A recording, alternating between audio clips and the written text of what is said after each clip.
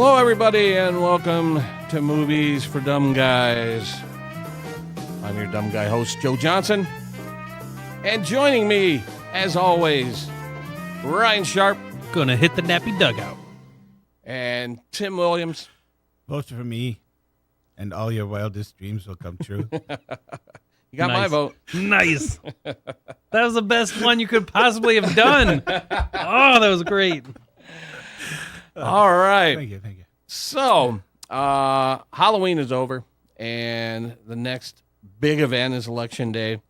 And I don't know, a wise man once said, "There are three things I have learned never to discuss with people: religion, politics, and the great pumpkin." But we are going to break that rule. We'll save religion Charlie for another Brown's day. an asshole. You lay off, Charlie Brown. What has he ever done to you? So with the election right around the corner, we are going to discuss our favorite political movies of all time. Now, normally this particular genre doesn't rank very highly on my list. When someone says political movie, I usually zone out. And I know there's been a lot of great ones out there, but I haven't seen a lot of them. And this was a bit of a challenge trying to come up with a list of political movies. But so what I did is I came up with my top five, and then another five to discuss, and then a couple of honorable mentions. Ryan, was this one challenging for you to come up with a list? Yes and no. Really, the biggest struggle I had was, does this count? Right. Is this really a political movie? So that's kind of where I was. So I think we left the door wide open on I this. think that it definitely was a little surprising to me, like how little there was to choose from.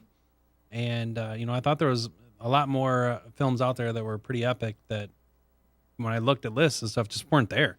Yeah, well, when I looked at like the greatest political movie list, I'm like, never saw it, never saw it, never saw it, never saw it. There were just a lot that I had never seen. So I had to kind of shape this and mold this into movies that I have seen. Tim, was this challenging for you? Yes, and I agree with Ryan. It's mine are probably really stretching the topic there. I know there's a lot of great political movies out, but I have hardly seen any. So what I did is I went through various lists and kind of compiled my list, and then I started to rank them and debated which one would be at the top of my list. And this one, I think it's my personal favorite. I think it's an important movie. It has a lesson, and Ryan's eyes are probably rolling right now going, uh-oh, he's going to pull out a rich movie. This is number one on my list of political movies. I joined S.H.I.E.L.D. to protect people. Captain, to build a better world sometimes means tearing the old one down. And that makes enemies. We're going to neutralize a lot of threats before they even happen. Thought the punishment usually came after the crime. S.H.I.E.L.D. takes the world as it is, not as we'd like it to be. This isn't freedom.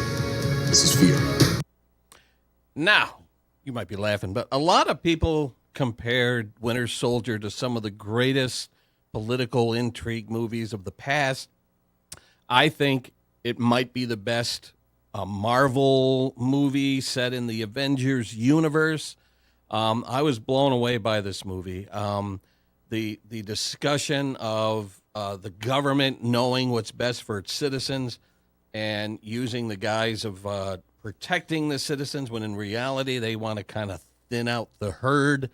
And Cap is not going to have anything to do with that. He doesn't want to be part of that. So now Cap becomes the hunted enemy. It's kind of that mantra, if you're not with us, you're against us, sort of a thing. And I thought this was a great movie. Again, maybe the best Marvel Universe picture.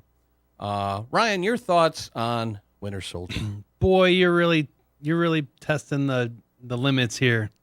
Do Do you disagree, though? I disagree with it being a political movie.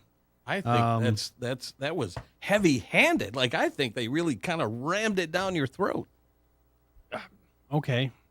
When I went to go see it, I went because it was a Captain America Marvel movie, not because I was like, I could really use some like direction on my voting. But that's not why I went in, but that's what I came away with. Sure. I just didn't come away with the same thing at all, in the slightest. But it's a great movie. I love the movie. Oh, yeah. Good choice. Tim, did you pick up on the political overtones of this movie? Yeah, totally. And I was going to put this on my list, and then I just forgot about it. But now I've seen a lot of comparisons to was it the Maltese Falcon? The Maltese Falcon? No, I don't think so. I think I saw a lot of comparisons to the Maltese Falcon, which I've never seen. So I was asking you. That's what I was asking I've you seen it. I don't see the comparisons, but it's been a while. Okay. Anyway, yeah, I like. Which one are we talking about? Oh, the Winter Soldier. Winter Soldier. All right, I was Thor Ragnarok. I was gonna say Civil War. Thanks for showing up, Tim. But anyway, yeah. Well, I mean, Civil War. Yeah. Sounds more political than Winter Soldier. And it does tie into those themes too about choosing sides. You know, that's kind of the political climate we live in today. Is you're almost forced to choose sides, and when elections roll around, if someone says, I'm going to vote for an independent, you're like, you're throwing your vote away. You got to vote this way, you got to vote that way. And that's kind of what Civil War is about, is you either vote for, mutant registration, even though it's a different movie, or you're against it. And so it's all about choosing sides. So, yeah, Civil War is very political, too. Yeah. I like both of them. Okay. Number 2 on my list, again, a very, very important movie, a very deep movie that has a lot to say about our current political climate. Education is our future. Farmers are this nation's backbone. Bankers, women, veterans, Filipino tilt-a-whirl operators are this nation's backbone. I hate to break it to you, friend, but your balloon's getting ready to pop. And that balloon's full of your own butt toots. Are you trying to trash talk me? Washington, D.C. is a mess. How do you say it's a mess in Hebrew? Balagan. Donkey Kong? This dog has a lot of fight in him. Marty Huggins? What do you got there? Is that a crossbow? Ah! Ho! Black Hawk down! Gentlemen, we've got some babies to kiss. That's my baby to kiss. Stop it! He just punched a baby. I love this movie. I went in not knowing what to expect, laughed my butt off, and really enjoyed the what's the word I'm looking for? The political satire of our elections and the negative campaigning and just going out after your opponent and trashing your opponent. And this movie, The Campaign, touched on all that stuff. And I was surprised how much I love this movie. I thought it was just absolutely fantastic, and how the nice guy, Zach Galifianakis' character, ends up kind of getting down on the level of Will Ferrell's character and offering him drinks and then calling the cops on him for drunk driving and stuff. And laugh out loud, funny movie, great political satire. Ryan, your thoughts on The Campaign? I also enjoyed this movie. I thought it was pretty hysterical myself. I mean, even the little things that made me laugh throughout the movie, like when the car that Will Ferrell's driving has a picture of him on the window, like with his thumbs up, and then it comes down and it's that exact same shot. Made me laugh out loud. I thought it was hysterical. The dinner scene Where they're confessing to their sin. I almost put that clip in this clip, but I'm like, let's keep it PC. Yeah, it epic scene though. Hysterical. Absolutely. Like when I think of this movie, that's the scene I think about, and just kind of giggle to myself. So, side note, the kid who confessed to the sins in the petting zoo, we saw him. We did at the comedy club at the Improv. I was staring at him, going, I know this guy from somewhere, and our waiter I'm like, is he famous? And he goes, well, he's a New Year's baby. That's how I know him. And I'm like, a New Year's baby? No, he's famous. And then as I was researching this and came up with the trailer for the campaign, I'm like, that's him. That's the kid. Yeah, it was crazy that how that, like, who would have thought we would have ever figured out who he was? Yeah, because of the topic of the podcast. Yeah, and there he is. And, we just thought he was a kid eating cake by himself at the Improv. He was eating cake at the comedy club. White frosting. I think it was red velvet. One of the comedians made a comment about it. He was Sitting by himself. By himself, green shirt, eating red velvet cake at the comedy club. It was awesome. Could not get that vision out of my head. It was a sight. So did it make your list? Yes, absolutely. All right. Yep. Awesome. Tim, your thoughts on the campaign? I have this as my number 7. And I normally don't go see movies like this anymore, honestly. Just like the screwball type comedy stuff. I just don't anymore. Were you afraid of a good time? It's not a good time for me anymore. But anyway, for some reason I went and saw this, and I don't remember who with or anything. And I remember liking it and thinking it was a good movie at the time, and I'm sure I laughed, but I really don't remember a whole lot about it. Really? To tell you the truth. What about the snake it was just kind of like I honestly don't remember. When he got bit by the anything. snake and he swelled up. I had tears in my eyes. I don't know. It's just one of those movies that was just like. I'm not saying it's forgettable. It was just I watched it and that was it. All right, I love it. I think it's hilarious. It probably is. I just don't remember. All right, let's bring the room down a It's little going to be bit a lot here. of this. He was on the meth. From me. Those first two movies kind of fall under the theme of our podcast, dumb guy picks. Let's get a little serious here. Number 3 on my list. We can't tell our people they can vote yes on abolishing slavery unless at the same time we can tell them that you're seeking a negotiated peace. It's either the amendment or this Confederate peace. You cannot have both. How many hundreds of thousands have died during your administration? Congress must never declare equal those whom God created unequal. Leave the Constitution alone. We're stepped out upon the world stage now, with the fate of human dignity in our hands. Blood's been spilled to afford us this moment now. Steven Spielberg's Lincoln. I was really excited about this movie before it came out. I'm a big Abraham Lincoln fan. The Daniel Day-Lewis as Lincoln, I thought was uncanny. Shocking how much he looked like Lincoln.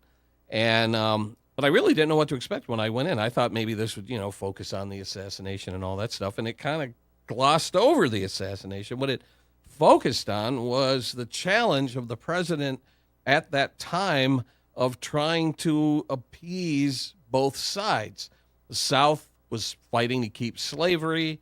The North was fighting to abolish it, but they wanted the Civil War to end, so they were willing to make concessions, and Lincoln had to make everybody happy. And it really opened my eyes as to what Abraham Lincoln faced at this time. In real life, it really aged him, presiding over the Civil War. And again, I think what the movie shows is that when you're the president of the United States, you have to compromise to make things work. You can't say it's either this or that, and if you're with us, you're against us or whatever. And that's what I loved about the movie, that it stressed the importance of compromise to get things done, especially on the magnitude of the Civil War. Love this movie, one of my all-time favorite movies. It was a great movie. Ryan, did you see Lincoln? I actually didn't. Never saw Lincoln. And it's just my own, forgetfulness and neglect. Like, I meant to. It looked amazing. The trailers looked amazing. I had every intention to. It just kind of got away from me. I think maybe because what was it? Abraham Lincoln, the Vampire Slayer, came out around the same time, and I got them all confused or something like that. So, just didn't get around to it. Of course, Daniel Day-Lewis won an Oscar for his portrayal of Lincoln. I don't think it won Best Picture, though. I think it lost, and I don't remember what movie it lost to. But Tim, did you see Lincoln, and what are your thoughts? I also have Let me fact check that as my number 10. Number 10, okay. Oh no, that is Abraham Lincoln Vampire Hunter. because probably the same thing. I didn't think I could handle 2 Abraham Lincoln movies in 1 year. So you chose Vampire Hunter over Steven Spielberg's epic. Yes, because I had the book. I originally had the book, and I never finished reading it. So I figured I would go see the movie to see how it ended. Okay.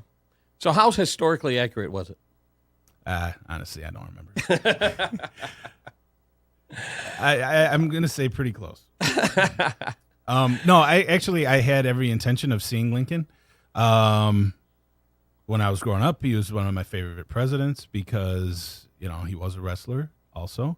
Oh, that's right. He's in the Hall of Fame. Yeah. He's in the Wrestling Hall of Fame. Exactly. So I did have every intention of seeing it. There's a lot of movies, a lot of political movies that I had every intention of seeing, but I just never got around to it. Wow. I recommend this movie. Please see Lincoln when you get a chance. All right. Another movie that I want to talk about also could have fit on our podcast about Hollywood movies set in Hollywood, about Hollywood. Here's a clip. Are you not, or have you ever been a member of the Communist Party? No studio will ever employ a member of the Communist Party. Decent Americans feel that Hollywood is just a haven for overpaid traders. Congress has no right to investigate what we think or how we make movies. I'll write you a movie. And you don't want your name on it? No, you don't want my name on it. The blacklist is alive and well, and so is the black market. We should all be prepared to go to prison. I don't think you're willing to lose all of this just to do the right thing. You don't end something like this by giving them what they have no right to ask. Phone for you. Oh, who is it? But there's a good story in there about one man who tried to take on the whole world. What's the title? Spartacus. So the movie Trumbo, starring Bryan Cranston, who I think should have won an Academy Award for his role, and John Goodman is amazing in this movie. Story of Trumbo, who was jailed for his political beliefs in America. It's so shocking to think about it. I think the only thing worse than that time period, the communist blacklist time period of the 50s, was the Salem witch trials. Those are all, or the communist blacklist is almost as ridiculous as the Salem witch trials. But think about that. Here was a group of people in Hollywood who would meet and they would discuss their political ideas and their beliefs. And the government got worried that they were hiding their message in their movies. And so the government wanted to put an end to it. And so these people went to jail and were forced to name names. And it's so shocking. And so what Trumbo and some of his fellow writers did was write under a pseudonym, and they would write movies for companies and not get credit. And then it all started to come to an end when Kirk Douglas approached Trumbo about getting involved with Spartacus, and he won an Academy Award for that, and that was the first chink in the armor that kind of ended the Hollywood blacklist. It's such a great movie with incredible performances, and again, it has those themes that we're experiencing in today's politics. If you're not with us, you're against us. And to throw somebody in jail for their political beliefs, it's so hard to believe that was a recent period in our American history. Either one of you ever get around to seeing Trumbo? Sounds really familiar to me. Great movie. No, that's another one that I did want to see, but no, I just never got around to it. You kind of moved on really quickly. While I was fact-checking, I just want to throw this out about Lincoln, that it was nominated for Best Picture, but it did not win. What beat it? I think it was Argo won that year, didn't it? Oh, all right. Yeah, they say Hollywood loves movies about Hollywood. And that's why I thought Trumbo was going to do well, but I don't think it was really recognized at the Academy Awards that year. But really, I really strongly recommend this movie, especially in today's political climate. Trumbo was nominated, though. Wasn't it nominated for Best Picture? I don't know if it was nominated for Best Picture. For some reason, I have that. It might have been because they got like 8 or 9 nominations now. But all right, and then I have this movie in at number 5 because I wanted to spur a conversation. The president's plane, Air Force One, has been hijacked. Air Force One, Harrison Ford as the President of the United States. President James Marshall, the most kick-ass, badass movie president in history. Love this movie, action-packed. Harrison Ford is fantastic. Gary Oldman is great as the villain. Get off my plane. The great movie catchphrases there. Absolutely love Air Force One. Loved Harrison Ford as the president. Not only do I want to get your comments on this particular movie and Harrison Ford as the president, but I want to start a little conversation about the greatest movie presidents, real or fiction. What compares to Harrison Ford as the president of the United States? Ryan. Any other one ever? Huh? How is he the greatest movie president? Because he kicked ass. He was awesome. Give me something better. Well, I think Michael Douglas portrayed a president in a very presidential way. The American president? Yeah. I love that movie. I was going to discuss that in a little bit. But that was a romantic comedy. It was a good movie. It was a romantic comedy. He's still a president. You're talking about a president. Throw fisticuffs. Then why don't you like Abraham Lincoln Vampire Slayer? I never got around to seeing that. Oh, he's Vampire Hunter. I'm sorry. Whatever. I'm fired up. I can't help it. Lincoln with Buffy. Yes, exactly. I'd vote for her too. Because Tim, best movie president. The most kick-ass movie president of all time would be President Camacho from Idiocracy.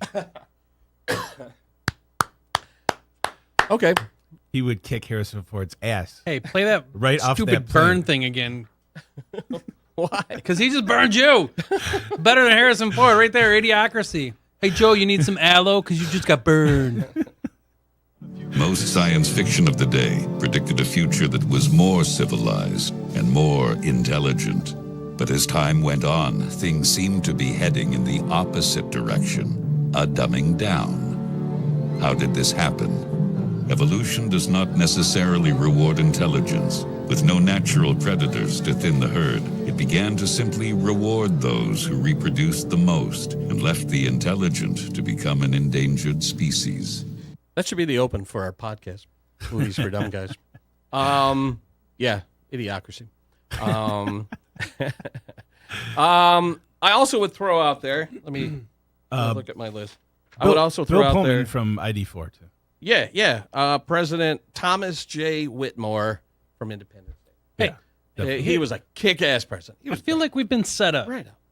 Because he threw this on us. We didn't get any prior notice to research who played the best president. He made a list. This ain't scripted. He made a list. But you made a list, though. You're like, I'm going to have all the answers because I'm Joe. My brain listening. He gave me a little heads up. This all win 5 seconds. It's all I was here in an my hour brain. before you. Everything's compartmentalized and listed in my brain. So it's easy for How about Josh Brolin from W? Not a fan of W. But all right, Ryan. That wasn't even the question. It wasn't, did you like the movie? It was the portrayal of the person. Yeah. And he did an amazing job. W's already out? Yeah, that came out a while ago, didn't it? Really? Yeah. In 2008. Yeah. Oh. But who's counting?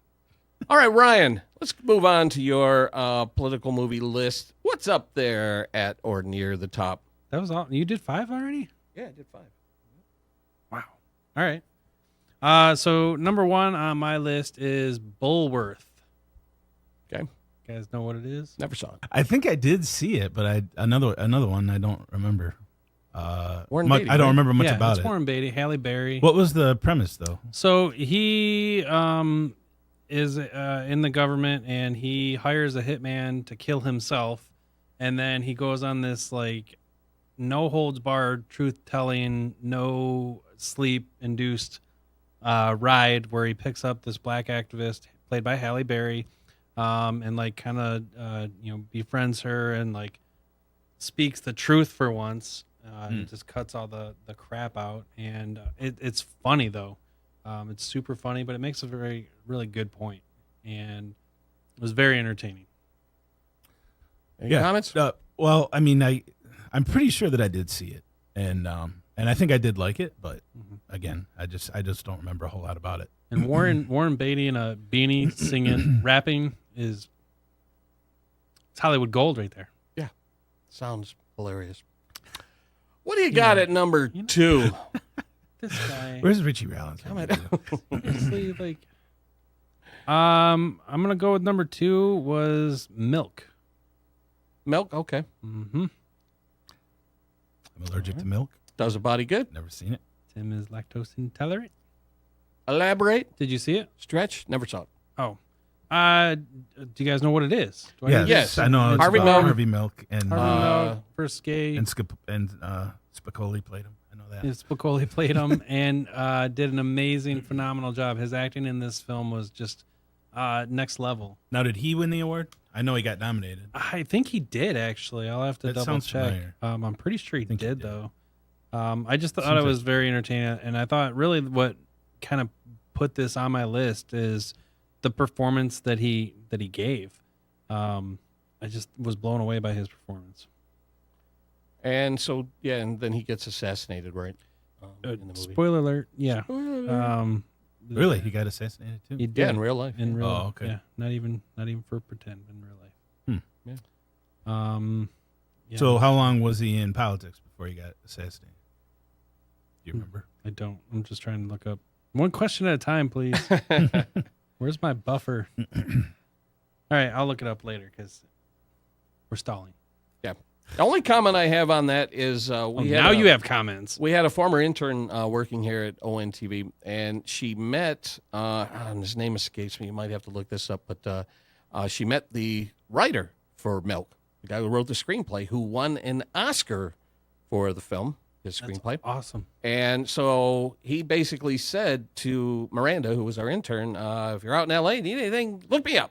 So she did, and he hired her. And I think that's really awesome. Gave her a career in Hollywood.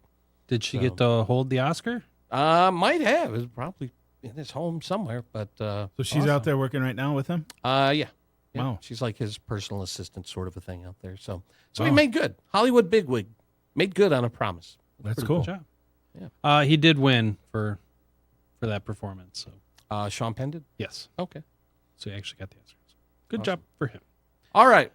What's All next? right. Number 3, this is another one that kind of dumbs it down a little bit, and that is The Distinguished Gentleman.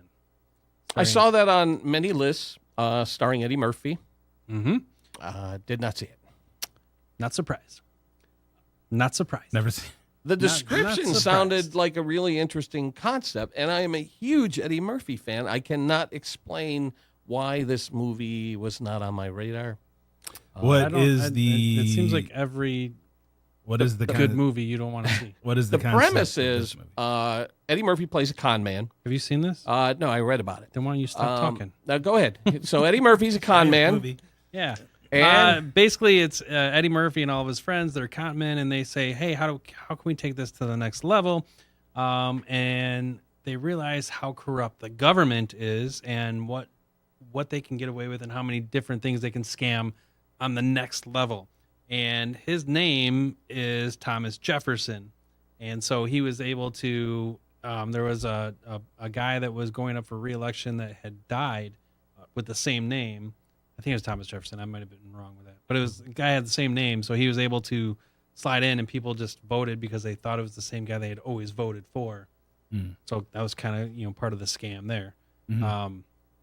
And they even went and got his old, went to his widow and got all of his old, signs and political stuff. So, and then it's showing him going through and exposing the corruption is basically what it amounts to at the end.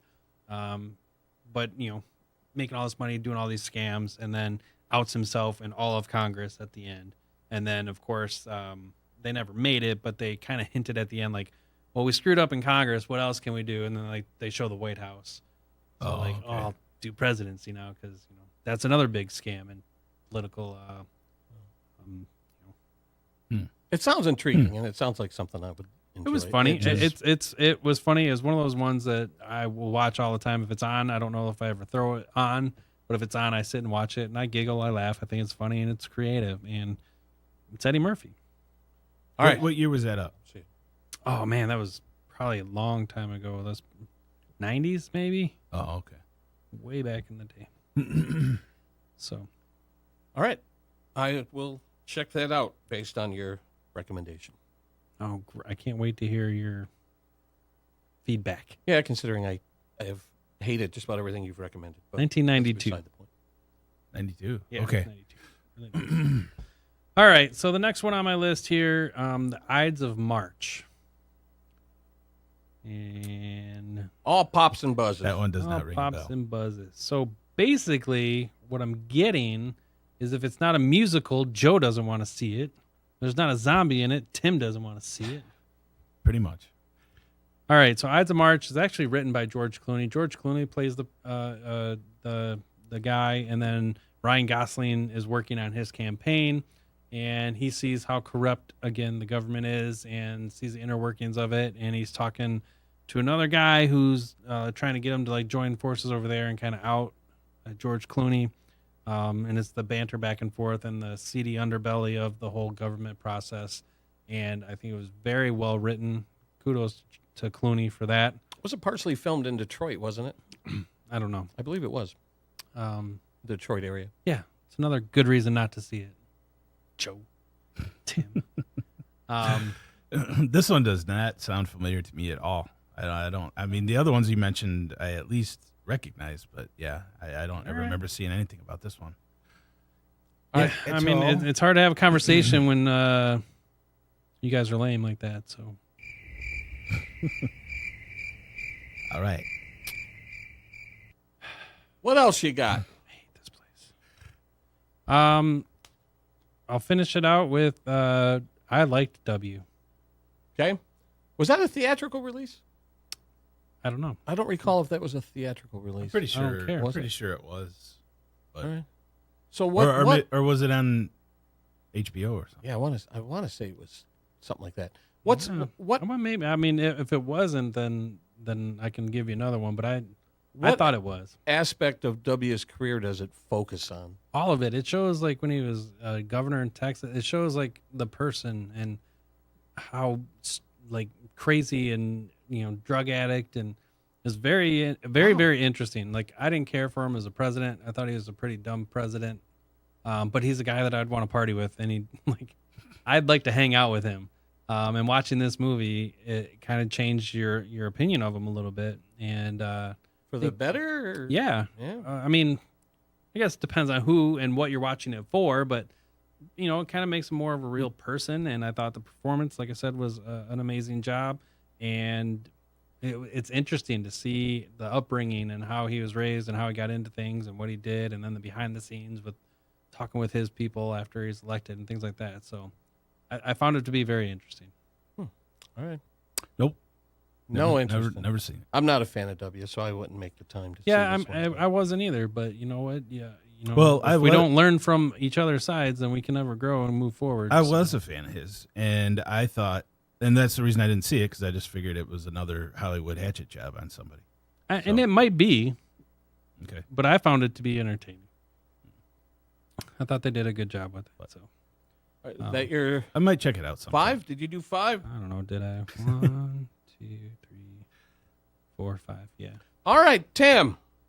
Okay, what is here we go. At the top of your list? My number one is mine are not necessarily about elections and presidents. Mine are kind of more like about government bureaucracy than anything else.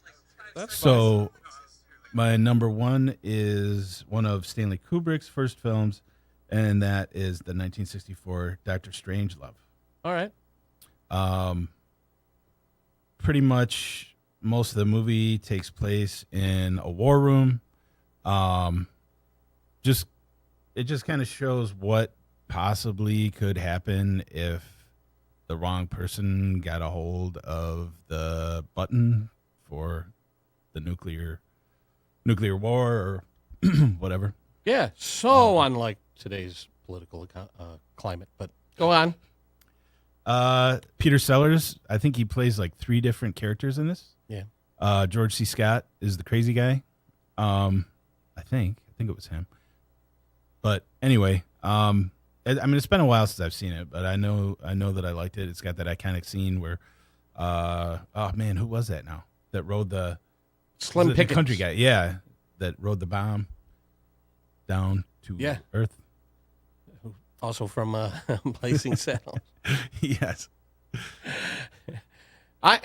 If I saw Doctor Strangelove, it was once a long, long time ago, and I need to revisit this movie because I know it's a classic. Yeah, I mean, I like a lot of Kubrick stuff, so I did like this movie. But like I said, it's been a while since I've seen it. I don't know. It's one, if I saw it in the $5 bin, I'd probably add to my collection just to have it. But have you seen it, Ryan? I actually really like it. It is on my list as well. I thought it was really creative and funny, and odd and strange, and but I really enjoyed it. It took me a long time before I actually saw it. I heard about it a lot, and then finally I'm like, all right, I'll check it out. Yeah, and I need to revisit it. Pleasantly surprised. Yeah, and of course everybody knows, Fat Boy and. Yes. Before you move on to number 2, we got to vote. Debbie votes for Morgan Freeman as greatest movie president. In what? He was in several movies as president. That's I don't know him off the top of my head, but yeah, he played the president at least twice, I believe. So yeah. Yeah. Notice she said that I was right about milk. Yep, and Dustin Lance wrote Milk, and Ides of March, which we talked about earlier, was partially filmed in Ann Arbor. Thanks to Mark Myers for that input. All right. I also want to say thanks for all the feedback about the new camera system we got going on. A lot of people are texting me enjoying that as well. So yes, that's awesome. All right, Tim, number 2. All right, my number 2 is a movie that I had no interest in seeing, but my parents showed it to me, and I think they owned it, but it is the 1997 movie Wag the Dog, and it is about well, I mean, if you guys know what the term Wag the Dog is, the president got caught in and I don't remember who the president was in the movie, but got caught up in a sexual scandal. Dustin Hoffman, or I don't think he was the president, but he was in it. But right? he was in it. De Niro was in it. They hired. That's right. They hired De Niro. Oh, okay, I remember now. I don't remember who the president was, but anyway, he got caught up in a sexual scandal. So they hired De Niro to spin it. He was like a spin doctor to spin something to take the heat off of that. So he got a hold of Dustin Hoffman, who was a Hollywood director, and they created a fake war with Albania. So the media would cover this, kind of like a president that we had years and years ago. I mean, that's what it was supposed to be. Yeah. I mean, it really was. But, Now, but anyway, it was a you good think movie. it's art imitating life or life imitating art? It's really, really weird that happened in real life. Well, yeah, I mean, this movie came out a few years after that. Oh, okay. So you think this was political commentary on that? Oh, yeah, definitely, because, the end of it, they killed off one of them or both of them because so it wouldn't get out that what had happened. Wow. So anyway, yeah, I remember when it came out, it was a big deal. Everyone was talking about it. But like I said, I'm not huge into political intrigue movies, so I kind of sat this one out. It's a comedy. It's actually a comedy, though. Yeah? Yeah. Oh, really? Yeah, it is. Nothing you described made it sound hilarious. And they killed the guy at the not end. necessarily Feel good hilarious. comedy of the summer. Tell me you didn't crack up when Marvin got shot in Pulp Fiction. I think I was too numb. All I remember about this movie is I was working at the video store when it came out. So I think it was like 1997. And we didn't have a lot of copies of it, but a lot of people were asking for it, but nobody could get the name right.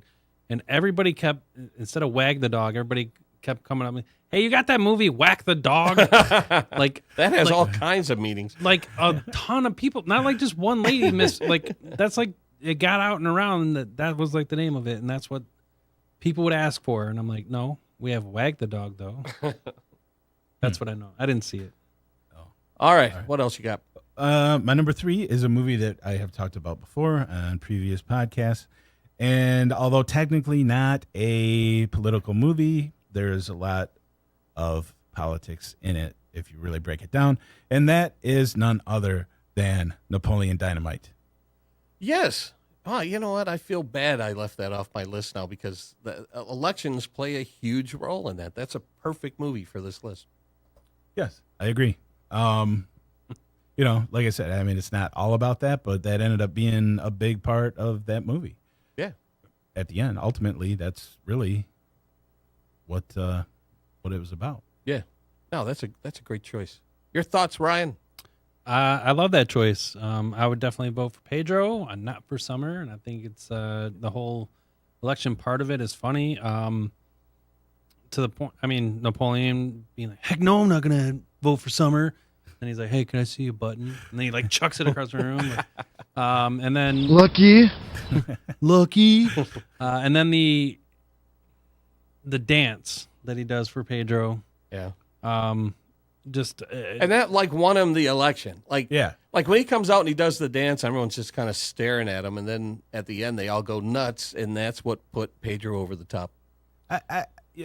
His Napoleon's dance was awesome, but I mean, Summer's dance was not too bad either. That's all I'm saying. I didn't even notice Summer. I noticed all the castmates that she had up there more than her. Well, yeah, they were good too. Yeah. No, Summer. You would vote for Summer. I know. I'd go third party before I'd go Summer. But the dance was so iconic that it's a very popular dance in Fortnite. Yeah. So it's, it definitely is part of pop culture, and even the next generation now know Napoleon Dynamite and his dance moves. One thing that's not in Fortnite is Summer's dance. So, all right, good choice. Thank you. My number 5 is a 1990 movie starring Matthew Broderick and Reese Witherspoon called Election. I saw that come up on many, many lists, and I've never seen it. Now, is that because wasn't she in another school election movie, Reese Witherspoon? Maybe nothing springs to mind, but possibly. But what's Election about? She was a very enthusiastic person, and I don't remember like why. I don't remember like what started it, but for some reason Matthew Broderick took a disliking to her. I think just because of the way. Oh, okay, I remember now. And we're back. She was caught. She ended up in having an affair with one of his teacher buddies and got him fired. And nothing ended up happening to her. Matthew Broderick was a teacher there who was very well liked. And then he was in charge of the student elections, and then she wanted to run for the election. And he didn't like her because of that, and he didn't like some of the other practices. So he encouraged this other guy who was a popular football player who was like out with an injury to run against her. And then somebody else ended up running too. It was basically a third party that was going to shut down the whole student election thing, and hijinks ensued, and I really don't remember the rest. But I do remember liking it. But anyway, well, yeah, he eventually gets fired because doesn't she end up seducing him? Doesn't he tamper with the ballots? Oh, that's what it was. Yeah. Yeah, she won the election by like 1, and then he threw away like 2 of the ballots, but somebody else had already told her that she won, and the janitor ends up finding the discarded ballots, so he ends up getting fired, and then he ends up going to work at like some museum, and then he runs into her again, and she's like with some like political bigwig, and I mean, it's really, I mean, even though Matthew Broderick is sort of the good guy in it, he ends up being like the loser in the end, and she ends up, pretty much getting what she wants. All right. Yeah, I've never seen it. Have you seen this? I have. I didn't like it when I saw it, and I can't tell you why. I don't remember why. Not that I can't tell you. I don't remember why I didn't like it, but I remember just going like, I don't know what all the hype was. There's parts in it that I found difficult to watch, like the swelling of the face. Was it a bee sting that he got in the face or something like that? On his eye. Yeah, his eye like all swollen. Like I couldn't watch that. And Reese Witherspoon she did a great job, but I hated that character. Well, I think we were supposed to. Well, you are, but my level of So she hate did was- her job, Ryan. She and she did it well. I started off by saying she did a great job, Tim. Why don't you listen to the words coming out of my mouth? Okay. But she did it so well that I hated her, and I didn't really enjoy the movie. All right. That's What my, else? That is my 5. That is my top 5. That is your. Oh, wait a five. minute. I skipped number 4. Yeah, I thought Oh, yeah. that was short. Okay, my number 4 is Shin Godzilla. What did he run for? He did not run for anything, but Secretary. and I'm not going to pretend like I know anything about Japanese politics, but it must be pretty screwed up over there because this movie was definitely a commentary on their political system. And it basically showed like the bureaucracy and like how the bureaucracy just made the most inane decisions on how to deal with the threat that was Godzilla, but I mean it could be anything. Yeah. And I was really surprised when I saw it, how much dealt with the political part of it. I mean, almost to the point where you were cheering Godzilla when he was on screen. But yeah. Anyway, that is my number 4. Why am I not surprised? Ringing endorsement. Okay, but if you break it down, really, Godzilla was a political. The You're original absolutely right. Godzilla was a political movie. Too. I am not arguing with you. Yeah, you're right. It's about atomic energy, run amok, and blah, blah, blah, blah, blah. So, yeah, I totally see where you're coming from. Yeah. We just lost all our viewers. Because they're all gone now. So Shin Godzilla was like the first Japanese Godzilla that had been made in, I don't know, like 10 years or something like that. But apparently it's a one and done deal now, and they're gonna like do something else. It was the number 1 movie over there that year, and I think it was nominated for awards and everything. But and it was released over here as Godzilla Resurgence. It made decent money, but but anyway, I don't know. I think that the writer of it, director of it, was just trying to make like a big political statement on the state of Japanese politics. Yeah. All right, I'm going to play a clip from a movie just to get your feedback on it. This is another movie on my top 10. Al Donnelly might just be the next governor of Washington State. All the way to the Capitol! There's only one small problem.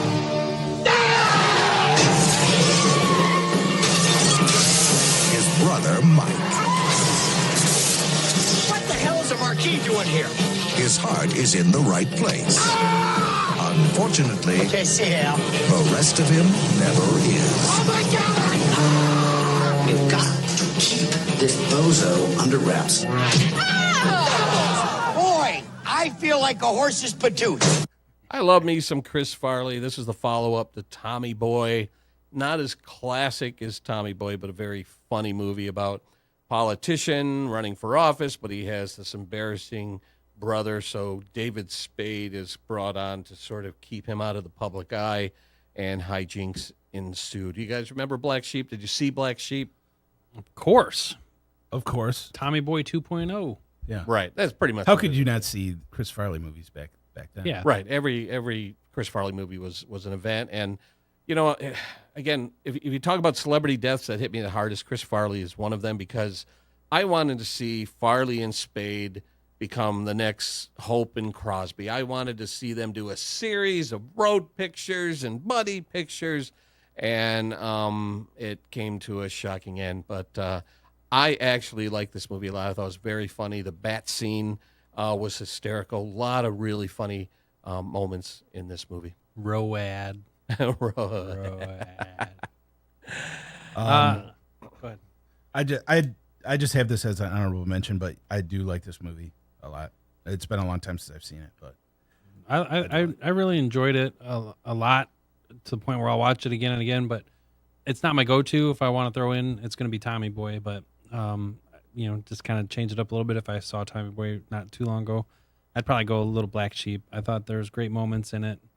I thought when Farley died, it was very. It was really a big moment, and like he kind of almost wanted it. It seemed like he wanted to be Belushi. Yeah, He wanted to die like Belushi.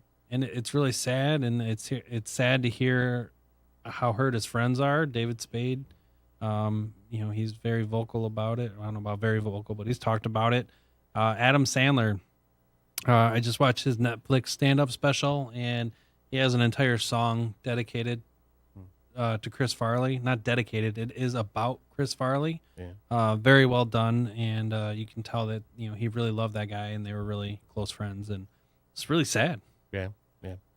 All right, trying to lighten things up a little that's bit the thing. here. You don't hear any negative things about the guy. I mean, as far Just as his self-esteem. personality, and He thought people were laughing at him, not Yeah. realizing that people were laughing with him. He was a funny guy, Right. but he thought people were laughing at the fat clown, and I think that took a toll on him, not realizing how much he was loved.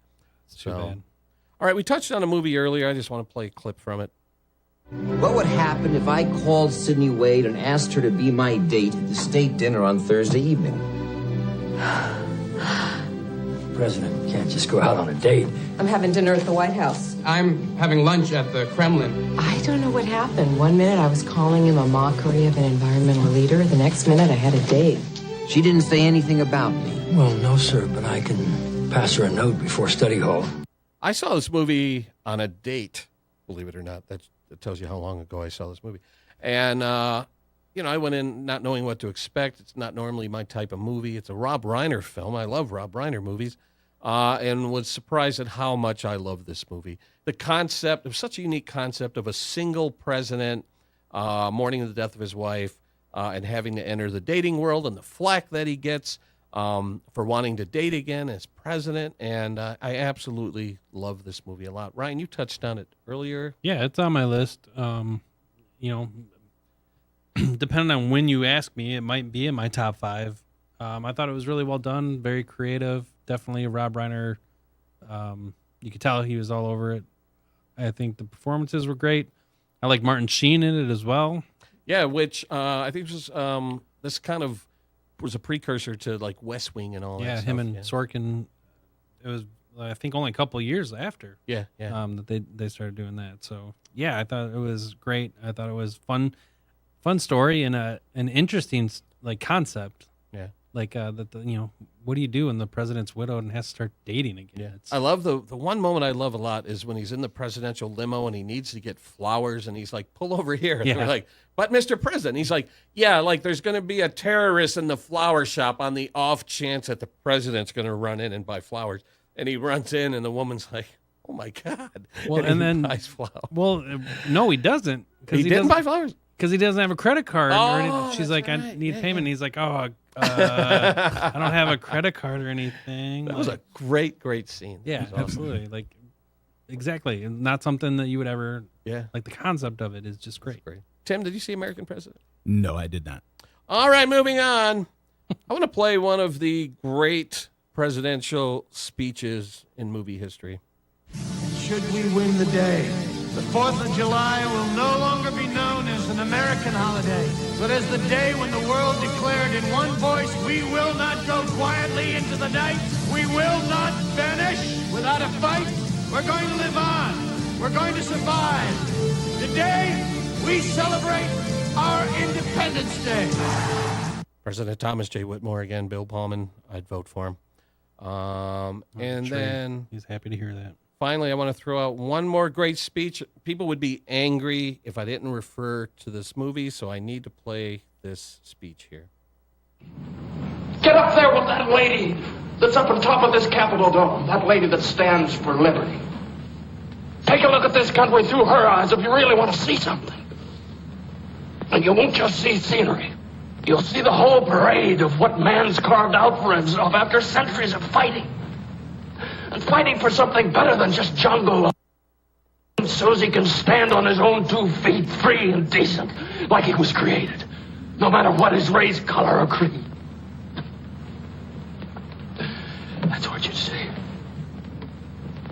There's no place out there for graft, or greed, or lies, or compromise with human liberties. And if that's what the grown-ups have done with this world that was given to them, then we better get those boys' camps started fast and see what the kids can do. Jimmy Stewart as Jefferson Smith and Mr. Smith Goes to Washington. came out in 1939. Most people would agree it's probably the greatest political drama I ever want to made. know.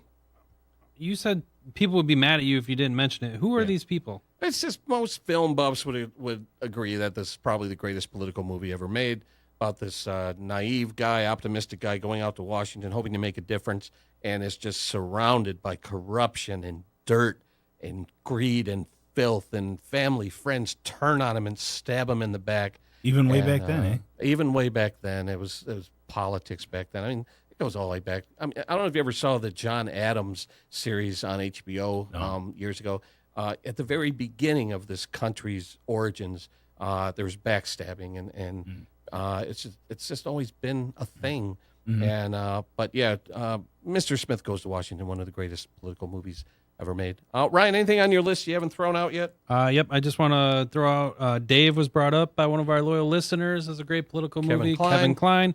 I want to throw out V for Vendetta. I have that as my number 9. Yeah, I thought that movie was absolutely amazing. Great performances all around, and a really interesting topic. That's really all I got to. That's what I want to end on. Tim, anything you want to throw out? I have The Queen on here from 2006. Helen Mirren, I believe, won the Best Actress for that. And basically, that was about after Princess Diana's death, the way that the Queen handled it, which at first she didn't really do anything about it. And who was the guy? I forget who the prime minister was, but Churchill or no. Oh, I can't remember his name. But anyway, he went to her and was like, "Hey, you have to at least do something. You have to attend her funeral." Or so I think finally he did get her to attend the funeral or maybe make comments on it. But yeah, but it's actually a pretty decent movie. I mean, it's really interesting. I don't know. I can't think of the guy's name. But he was the prime minister there for a while. Yeah. But anyway, it's a good movie if you guys haven't seen it. Yep. Anything else? How long ago was it? That was 2006. When was it set though? Right after Princess Diana's death. Mm. So that was what? Is that Tony Blair or is that now? Was it Blair? Yes, Tony Blair. Yeah. For some reason, You're welcome. For some reason, I had Tony Robbins in my head. Same thing. I had Tony Montana. And then the only other one in my top 10 is Brewster's Millions. I thought about that, and I never saw the original. I thought about that. I really hard look in the mirror and thought about that one. Vote for none of the above. I also, Tim, I think you and I had talked about the political undertones or overtones of the Kingsmen, the Secret Service, and how I thought about that one also. Thinning the herd and picking and choosing who advances to the next generation on this planet. And it's interesting because as you watch it, some people might think it's taking one side and some people might think it's taking another side, because like there's that church scene where Colin Firth just like unleashes on all these conservative Republicans. But then later in the movie, Obama's head explodes and a couple of the other ones. So I guess different people get different. I thought it was I thought it was an equal opportunity offender. Exactly. If you get offended by stuff like that. Yep. Yeah. And then, of course, I mentioned briefly earlier the X-Men movies. Those can be political, talking about mutant registration and a cure for mutants and all this stuff. And that definitely has some political innuendo in that as well. All right. Any final words, anybody? Go vote. Oh, yeah. Please vote. Vote for Summer. Vote for Pedro. Vote for Pedro. All right. Great show, guys. Thanks for listening. We'll see you next time on Movies for Dumb Guys.